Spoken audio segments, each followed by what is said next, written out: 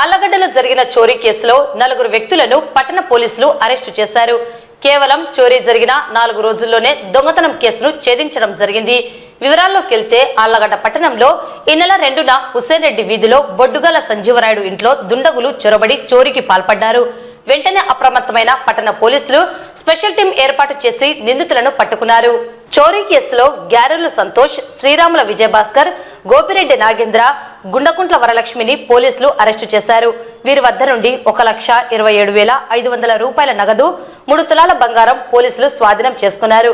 ముద్దాయి వరలక్ష్మి ఇచ్చిన సమాచారం మేరకు దొంగతనానికి పాల్పడ్డ నిందితురాలు వరలక్ష్మి బాధితులైన సంజీవరాయుడుకు సమీప బంధువు కావడం విశేషం.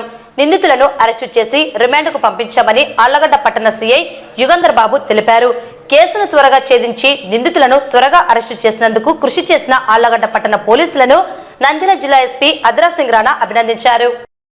ఆళ్లగడ్డ పట్టణం హుస్సేన్ రెడ్డి వీధిలో మొన్న 2వ తారీఖు సాయంత్రం బొడ్డుగాళ్ల సంజీవరాయుడు అనే అతని ఇంట్లో వాళ్ళు అందరూ చర్చి ప్రార్థనకి వెళ్ళినప్పుడు 7:30 నుంచి 9:30 మధ్యలో వాళ్ళ ఇంట్లో దొంగతనం జరిగింది. దాని విషయంలో మనకి ఫిర్యాదు రావడం జరిగింది. దాని మీద కేసు నమోదు చేసి విచారణ చేపట్టినాం.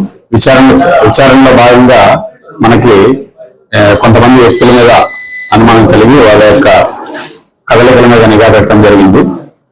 దానిలో భాగంగా ఈరోజు ఉదయం 10:30 గంటల సమయంలో మనం Ahobilam bypass road TVSR godowns దగ్గర ఈ కేసులో ముద్దాయిలుగా గుర్తించినటువంటి 4 వ్యక్తులను అరెస్ట్ చేసి వాళ్ళ నుంచి ఈ కేసులో చోరీ జరిగిన మొత్తం సొత్తు, బంగారు మరియు నగదును రికవరీ చేయడం జరిగింది. సో దీంట్లో ముద్దాయిలు వచ్చేసి గ్యారోళ్ల సంతోష్, కంపమల్ల, శ్రీరాముల విజయభాస్కర్, గోపిరెడ్డి నాగేంద్ర, వీళ్ళు ముగ్గురు కూడా కంపమల్ల వేలుకుంట్ల మండలం చెందిన వాళ్ళు. అదేవిధంగా గుండకుంట్ల వరలక్ష్మి ఆళ్లగడ్డ అవునే. సో అసలు దీని వెనుక బ్యాక్గ్రౌండ్ ఏమంటే ఎందుకు జరిగిందంటే ఈ దొంగతనం ఈ గుండకుంట్ల వరలక్ష్మి అనే ఆమె కంప్లైనెంట్ బొడ్డుగాల సంజీవరాయుడు సొంతం అన్న కూతురు. అంటే కంప్లైనెంట్ ఈమెకి బాబాయ్ వర్క్స్ అవుతాడు. ఈమెకి ఈ గ్యారోళ్ల సంతోష్ తో మామూలు దూర బంధుత్వం పరిచయం ఉంది. సో ఇతనికి కొంత ఆర్థికంగా ఇబ్బంది ఉండడంతో ఇతను వరలక్ష్మి డబ్బుల గురించి కొంచెం ప్రెజర్ చేస్తా ఉండేవాడు కావాలని చెప్పేసి. దానిలో భాగంగా ఆమె వాళ్ళ బాబాయ్ వాళ్ళ ఇంట్లో కొంచెం నగదు, బంగారం ఉండే అవకాశం ఉంది కాబట్టి దొంగతనం చేస్తే దొరుకుతాయని ఆమె సమాచారం చెప్పడం జరిగింది. అతను కంపమండలో శ్రీరాముల విజయభాస్కర్ అనే వ్యక్తి గతంలో కోయిలకుంట్ల మరియు మన దొడ్డిపాటిలో కూడా కొంచెం హౌస్ బ్రేక్ ఇంట్లో దొంగతనం చేసిన కేసులు ఉన్నాయి. సో అతని ఫ్రెండ్ కాబట్టి అతని సహాయం తీసుకొని మొదటగా ఈమె వరలక్ష్మి ఈ సంతోష్ని తీసుకొని వచ్చి వాళ్ళ బాబాయ్ ఇల్లు చూపెడతాడు.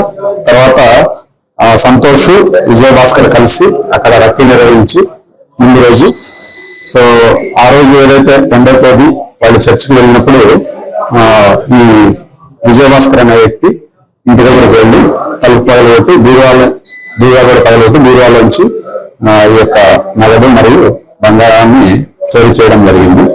సో మొత్తం దీంట్లో పోయిన నగదు వచ్చేసి 1,27,500 రూపాయలు.